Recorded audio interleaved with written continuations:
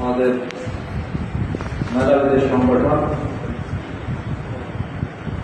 আজকের এই অনুষ্ঠানের যারা আয়োজক, যারা উপস্থিত আছে, আমার পাশে যারা আছে, বিশেষ করে আমাদের যে কলেজে আমরা আছি, কলেজের ছাত্রদলের একসময় সভাপতি গিয়াসুদ্দিন শেরে বাংলা, কবিরা পৌরসভা ছাত্রদলের সভাপতি নাজরুল হোসেন আলিম, কবিরা পৌরসভা ছাত্রদলের সাধারণ সম্পাদক হাসানুল্লাহ মোহন এবং কবিরা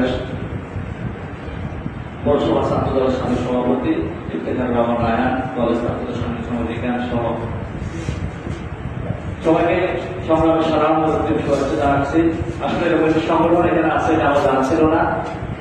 গত 2 দিন আগে সম্ভবত জাভেদ সরকার 3 জন গিয়েছিল আমার সাথে দেখা করতে। আমার একটু আগ্রহ সৃষ্টি হয়েছে, আমিও আশা সবার সাথে পরিচিত হওয়া। আর একটু আগ্রহের কারণে আমিও যেহেতু জগন্নাথে একসময় পড়ালেখা করেছি, ওই সুবাদে এমন সংগঠনের প্রতি একটু দুর্বলতা থাকে। তো বেশ কিছু পড়া আসলে ইচ্ছে ছিল, আমার জরুরি কাজ আছে, সাহেব আসছে এখানে আমাদের একটা প্রোগ্রাম করতেছে, না হয় এখানে ইফতারটা একসাথে করতাম।